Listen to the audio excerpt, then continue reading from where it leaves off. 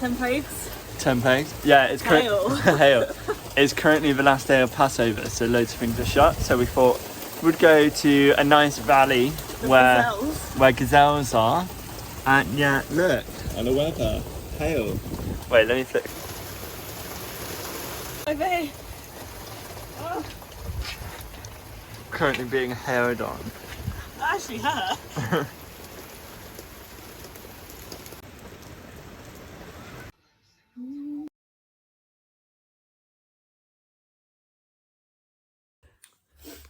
Hey, so after the total wipeout that was yesterday because of all the rain, where we basically spent the day doing nothing, today we actually did a dual narrative tour with Abraham Tours in the city of Hebron.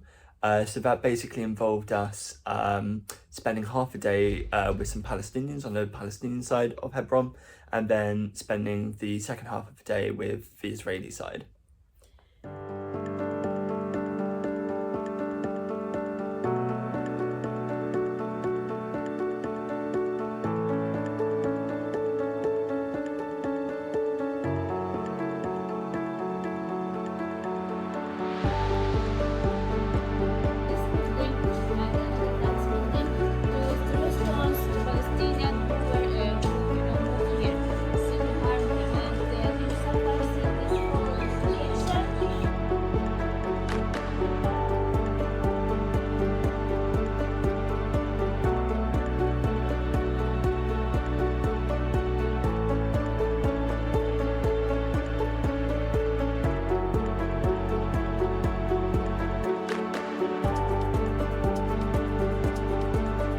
عاشت أزواجها في ظروف مؤلمة وحزينة ومحلات. And it's showing you H1 and H2. This is H1 which is under the Palestinian Authority control, and this is H2 which is under the Israeli occupation control. And this settlement has been converted to become an illegal Israeli settlement. This are already there are 512 shops that are closed fully by the Israeli army.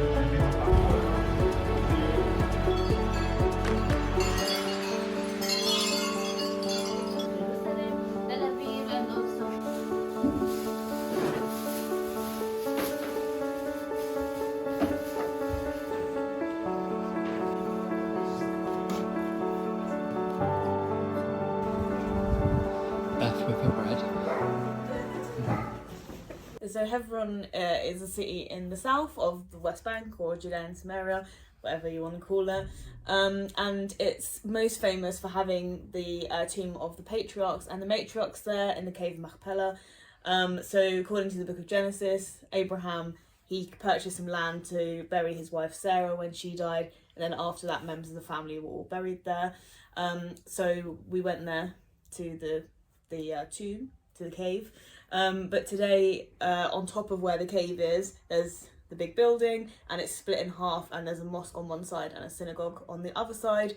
So they made an agreement basically to split it in half, and so only Jews worship in the synagogue, Muslims in the mosque. They don't go into each other's part, just to kind of help with security and things like that. So we got to visit both sides of it, which was really interesting, and see all of the tombs and stuff of all of the patriarchs and the matriarchs. So that was cool.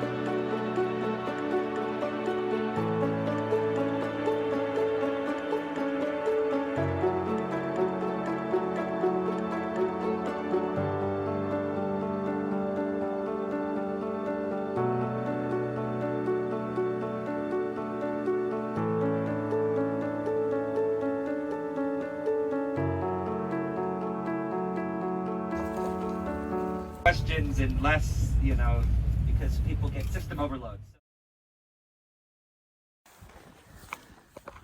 Hey, so we got up at 2:30 on our last day in Israel. We are currently in the middle of the desert. It's now 5 a.m. and the reason why we're in the desert at 5 a.m. is because we're going to walk up Masada, which you can't really see in front of us because it's pitch black, but it's really, really high. And hopefully we'll get to the top just in time to see the sunrise. But yeah, exciting times. You can see Beth's flashlight there. Alright. See,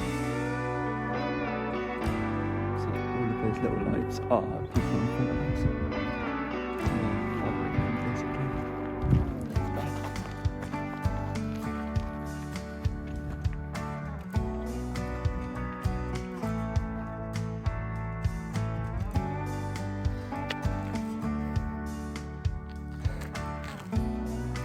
That was not easy.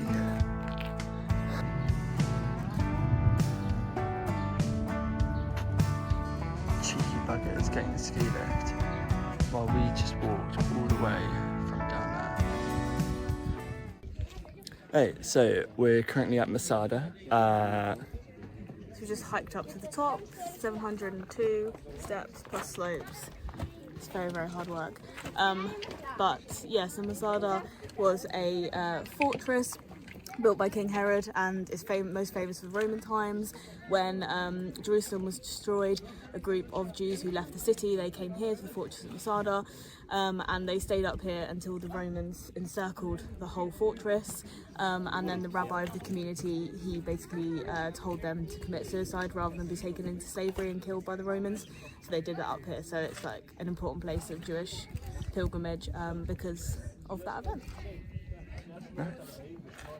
Just to put into perspective how big this is, you can see Beth just there. And that path just like goes around and around and around until you get all the way to there. Gosh.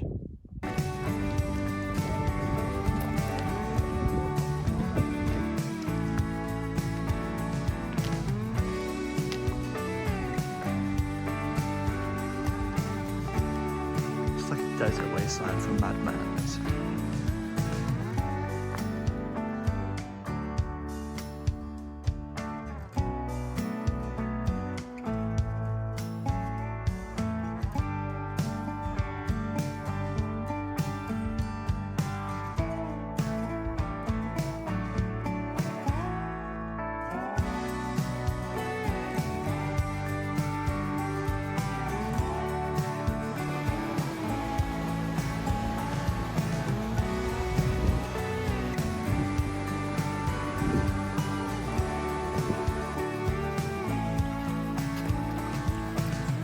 Beth's missing out on this. Seems like an underwater kind of, well, a tunnel with water in it, not underwater.